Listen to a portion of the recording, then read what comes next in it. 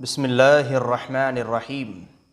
कुरान मजीद अल्लाह की किताब है या नहीं, इस बारे में हिंदुस्तान के अंदर बहुत सारे non Muslims as well as Christians, ख़ासकर आर्य समाज के लोग ये एतराज़ करते हैं कि कुरान मजीद अल्लाह की किताब नहीं है।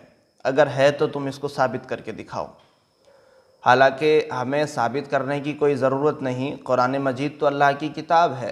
कि जिस तरह से सूरज के बारे में कोई आदमी ये कहता फिरे कि भाई सूरज को साबित करो कि वो है भी या नहीं, तो ये एक जाहिलाना बात है ना। तो इसी तरह कुरान मजीद के बारे में भी जो कलामुल्लाह ही है उसके बारे में ये कहना भी साबित करो, तो फिर तो ये बात गलत है। लेकिन फिर भी इंशाअल्लाहुल अज़ीज़ हम ऐसी एक नहीं बल्कि सैकड़ों दलीलें पेश करेंगे कि जिनसे ये साबित होगा कि ये कुरान मजीद अल्लाह की किताब है। अच्छा, आज के वक्त में जितने लोग कुरान मजीद पर एतराज़ कर रहे हैं इनसे हमें कोई नुकसान नहीं है, बस एक नुकसान ये है, और इसको आप हजरात अच्छी तरह से ज़हन नशीं कर लें कि हमें जो सबसे बड़ा नुकसान इनके एतराज़ से है वो ये है कि मुसलमानों के जहन में गलत वसवसे पैदा हो रहे हैं। मुसलमानों के जहनों में शुकूक व शुबहात पैदा हो रहे हैं, और ये यही चाहते हैं कि जिस तरह से मुसलमान कुरान को दिलो जान से मानता है, मुसलमान को कुरान पर शक होना चाहिए कि भाई ये अल्लाह की किताब है या नहीं है। इस तरह के शक, डाउट्स ये मुसलमान के जहन में पैदा करना चाहते हैं। जैसा कि शियों का एक फ़र्द वसीम रिज़वी ये भी यही चाहता है कि कुरान मजीद के बारे में शुकूक व शुबहात पैदा होने लगें। लेकिन इंशाअल्लाहुल अज़ीज़ कुरान पाक के चाहने वाले, अल्लाह के मानने वाले, रसूल पाक सल्लल्लाहु अलैहि वसल्लम के मानने वाले कुरान से वही मोहब्बत करते हैं और वैसा ही मानते हैं जैसा मानते थे, और यकीनन कुरान मजीद अल्लाह की ही किताब है। तो हम उसी को साबित करेंगे इंशाअल्लाह कि कुरान मजीद अल्लाह की किताब है। फिर एक दिलचस्प बात यह है कि पहले ज़माने में नबी पाक सल्लल्लाहु अलैहि वसल्लम जब तशरीफ़ लाए तो आपसे जब लोगों ने पूछा कि आप बताइए कि यह कुरान मजीद अल्लाह की किताब है या नहीं है, आप हमें कोई मौजज़ा तो दिखाइए, या इस्लाम दीन हक़ ही है, तो सरकार ने बहुत सारे मौजज़ात दिखाए। चाँद के 2 टुकड़े करना, सूरज को वापस पलटा देना, अपने इशारे से बादल चला देना, पानी जो है बरसा देना, और अपने इशारों से कुएं भर देना पानी के, और अपने हुजूर के हाथों से पानी का निकलना, सरकार की उंगलियों से, दस्ते मुबारक से उंगलियों से पानी निकलना, और उस पानी को हज़ारों हज़ार लोग पी जाएं तो फिर भी वो पानी कम नहीं होता। तो ऐसे मौजज़ात सरकार ने अपने वक्त में दिखाए, और लोगों ने कुरान मजीद को हक़ माना और इस्लाम को दीन हक़ माना। इस्लाम कोई बेवजह नहीं फैला जो आज लोग एतराज़ करते हैं। बाकी चूँकि इतने बड़े बड़े मौजज़ात तो अब इस वक्त मौजूद नहीं हैं, लेकिन अल्लाह को और उसके रसूल सल्लल्लाहु अलैहि वसल्लम को तो ये मालूम था कि आखिरी ज़माने में क़यामत से पहले बहुत सारे लोग कुरान मजीद पर एतराज़ करेंगे, तो मेरे उम्मती उसका जवाब कैसे देंगे। तो अल्लाह ताला ने कुरान मजीद में बहुत सारी ऐसी आयतों को नाजिल फरमाया कि जिससे हम जवाब दे सकते हैं कि ये कुरान मजीद अल्लाह की ही किताब है। याद रहे कि कुरान मजीद में 6000 से भी ज़्यादा आयतें हैं। कितनी? 6000 से भी ज़्यादा, जिसमें से 1000 आयतें साइंस से रिलेटेड हैं, 1000, और उसके बाद लगभग 500 आयतें गैबी ख़बरों पर मुनहसर हैं। गैबी ख़बरों पर, जिन आयतों से पता चलता है कि आने वाले वक्त में ये होगा, फ़ला टाइम में ये होगा, और जो कुरान ने बताया था वो होकर के रहा। तो हम इस पर पूरा एक तबसरा करना चाहते हैं, पूरी तफसीर आप हज़रात के सामने बयान करना चाहते हैं, ताकि आप हज़रात के जहनों से शुकूक व शुबहात निकलें। और आपसे भी अगर कोई पूछने लगे कि भाई साबित करो कि कुरान अल्लाह की किताब है, तो फिर आप उसमें बिल्कुल ना झिझकें और साबित कर दें। तो इसलिए बेहतर है कि आप ये सारे बयानात समाअत करें, और ये कुरान मजीद को साबित करना हमारा सिर्फ़ एक पार्ट में नहीं होगा, बल्कि ये कई सारे पार्ट्स में होगा। जहाँ तक कोशिश होगी इंशाअल्लाहुल अज़ीज़ उसको हम साबित करेंगे। हमारा आज जो सबसे पहला टॉपिक है कुरान मजीद को लेकर, वो है ओज़ोन लेयर। सबसे पहले तो ये सुन लें कि ओज़ोन लेयर क्या है। ये ओज़ोन लेयर आप जब गूगल पे सर्च करेंगे तो ओज़ोन लेयर माने होता है परत, एक परत, लेयर। जब आप गूगल पर डालेंगे ओज़ोन लेयर तो उसमें लिखा हुआ आएगा the ozone layer is a thin part of the earth's atmosphere, के लिखा हुआ आएगा कि ओज़ोन लेयर क्या है। ओज़ोन लेयर ये एक बहुत पतली परत है जो ज़मीन से ऊपर के हिस्से में है, अर्थ स्फीयर, ऊपर के हिस्से में है। ये कहाँ है, ऊपर का हिस्सा कहाँ होता है? ये ऊपर का जो हिस्सा है जहाँ पर ये ओज़ोन लेयर पाई जाती है उसको कहते हैं स्ट्रेटोस्फेयर। स्ट्रेटोस्फेयर को हिंदी में संताप मंडल और उर्दू में दर्जाए हरारत भी कहते हैं। यहाँ से ज़मीन से लगभग 20 से 30 किलोमीटर की दूरी पर, ऊंचाई पर ये मंडल मौजूद है, ये दर्जा मौजूद है जिसको कहते हैं दर्जाए हरारत, संताप मंडल, स्ट्रेटोस्फेयर। वहाँ पर ये ओज़ोन लेयर मौजूद है। अच्छा, ओज़ोन लेयर, ये ओज़ोन परत का काम क्या है? अभी हम साइंस की बात कर रहे हैं, हम कुरान मजीद की भी बात नहीं कर रही है। जो साइंस ने बताया है अभी हम वो बात कर रहे हैं। ओज़ोन लेयर क्या करती है, इसका काम क्या है, अल्लाह ने ओज़ोन लेयर को क्यों बनाया है? तो साइंस कहता है that absorbs almost all of the sun's harmful ultraviolet light. इसको अल्ट्रावायोलेट रेज भी कहते हैं, यूवी रेज।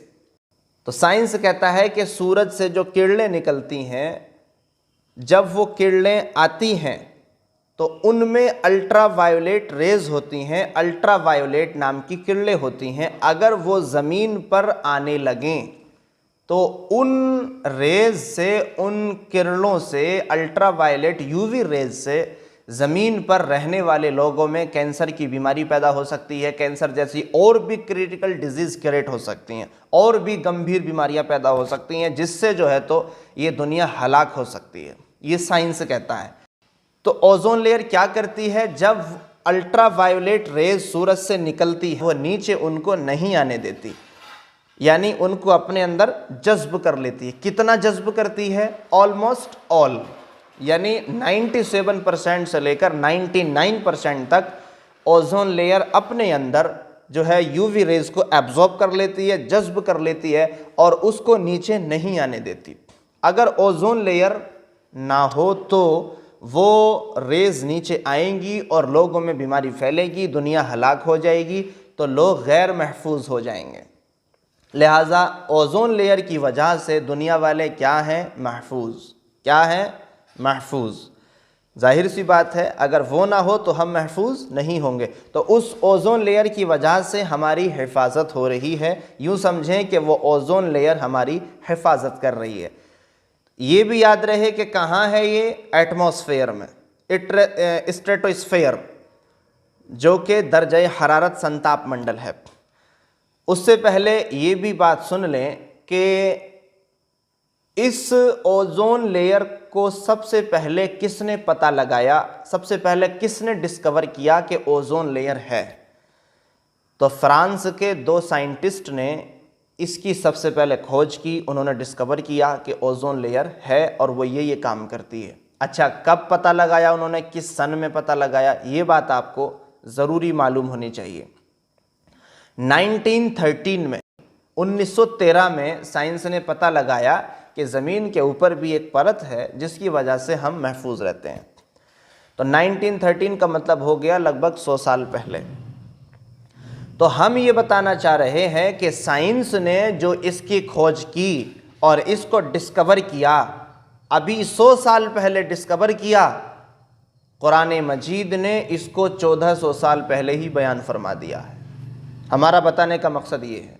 और मैं उस नबी पाक सल्लल्लाहु अलैहि वसल्लम की बात कर रहा हूँ कि जो दुनियावी लिहाज से बिल्कुल अनपढ़ थे।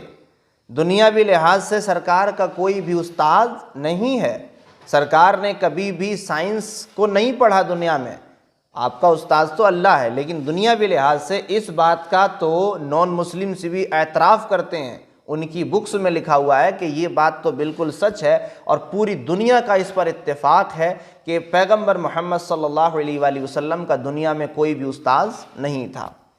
ना सरकार के पास ऊपर जाने के लिए कोई ज़ाहिरी तौर पर इंस्ट्रूमेंट थे, ना आपके पास मशीन थी कि आप जाते और वहाँ जाकर के पिक्चर्स लाते और उनको चेक करते देखते। आपके पास ना फ़्लाइट थी कि आप बार बार जाते, ना आपके पास वो यान थे जो आज साइंटिस्ट के पास मौजूद हैं कि जाकर के उसको चेक कर लेते हैं।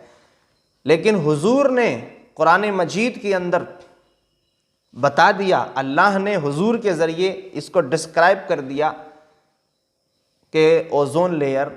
तो कुरान मजीद में अल्लाह इरशाद फरमाता है, सूरह अंबिया सूरह नंबर 21 आयत नंबर 32, वजअलना समाअ सक़फ़न महफूज़ा वहुम अन आयातिहा मुअरिदून। अल्लाह फरमाता है, and we have made the heaven a roof well protected yet they turn away from its science. ये कुरान मजीद कहता है। कुरान मजीद कहता है कि हमने आसमान को एक महफूज छत बनाया है, इसके बावजूद भी वो लोग अल्लाह की निशानियों से इनकार करते हैं। अब इस आयत पर थोड़ी सी गुफ्तगू समात करो। अल्लाह फरमाता है कि हमने आसमान को एक महफूज छत बनाया है। महफूज छत, तो लफ्ज़ महफूज इट इज़ ड्राइव्ड फ्रॉम हिफ्ज़। ये जो लफ्ज़ महफूज है ये हिफ्ज़ से निकलता है। हिफ्ज़ माने होता है किसी की हिफाजत करना, यानी ये लफ्ज़ जो है ये सब्जेक्टिव भी है और ऑब्जेक्टिव भी है, यानी ये प्रोटेक्टर भी है और प्रोटेक्टेड भी है। जब छत खुद महफूज होगी तभी उसके रहने वाले भी महफूज हो सकते हैं, उसके नीचे रहने वाले। बाकी अगर छत ही महफूज ना हो तो फिर नीचे रहने वाले महफूज नहीं हो सकते। तो जाहिर सी बात है पहले छत का महफूज होना ज़रूरी है। जब छत महफूज होगी तो वो फिर अपने नीचे वालों की हिफाजत भी करेगी। तो कुरान मजीद ने कह दिया कि हमने एक ऐसी छत बनाई है, स्काई बनाया है कि जो तुम्हारे लिए महफूज है, और जब वो खुद महफूज होगा तो तुम्हारी भी हिफाजत करेगा। अब इसमें लफ्ज़ आसमान मौजूद है कि हमने बनाया है आसमान को। आसमान किसको कहते हैं पहले ये भी सुन लें।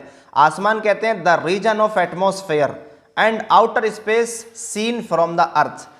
वो जो स्काई है, ज़मीन और आसमान के दरमियान का एक वो एरिया या वो आउटर स्पेस के जो ज़मीन से दिखाई देती है उसको आसमान कहते हैं। तो अल्लाह ताला ने आसमान का चर्चा कर दिया। यहाँ से वो आसमान मुराद नहीं है जो आसमान साथ हैं, यहाँ से वो आसमान मुराद नहीं है, बल्कि यहाँ से स्काई मुराद है जो कि आउटर स्पेस है। अब वो स्पेस कितनी भी ऊपर हो सकती है, 20 किलोमीटर ऊपर या 30 किलोमीटर ऊपर। क्यों कि अगर इससे मुराद हम वो आसमान ले लें कि जिसका जिक्र वो है जो 7 आसमान के बाद ये आयत जिक्र करने का मतलब ही नहीं था वहुम अन आयातिहा मुअरिदून, कि वो अभी भी उसकी आयतों से मुँह फेरे हुए हैं, टर्न अवे, मुँह फेरे हुए हैं। तो यहाँ पर आयत का जिक्र करने का मतलब कि जिन लोगों को हमने ये निशानी बयान की उन्होंने इस निशानी से अपना मुंह फेर लिया, तो आसमान जैसी निशानी से कोई भी मुंह नहीं फेर सकता था। क्यों कि आसमान को सब मानते थे, बाइबल में आसमान लिखा हुआ था, तौरात में लिखा हुआ था कि आसमान है, 7 आसमान है। लेकिन अल्लाह ने कोई ऐसी चीज़ बयान की कि जिसको लोगों ने मानने से इनकार कर दिया था, और वो थी एक ऐसी चीज़ जो बाइबल में भी बयान नहीं की गई, वो सक़्फ़े महफूज यानी वो ओज़ोन लेयर है। तो आसमान के लिए अगर कोई ये कहे कि साहब ये तो लफ्ज़ आसमान के लिए है, ओज़ोन लेयर के लिए कहाँ है, तो हम ये कहेंगे कि आसमान के लिए अगर ये होता तो वो लोग उस निशानी से मुंह नहीं मोड़ते। तो जाहिर सी बात है निशानी से मुंह तभी मोड़ा गया कि उन लोगों की अप्रोच ओज़ोन लेयर तक नहीं थी और उन्होंने उसका इनकार कर दिया और उससे मुंह मोड़ लिया।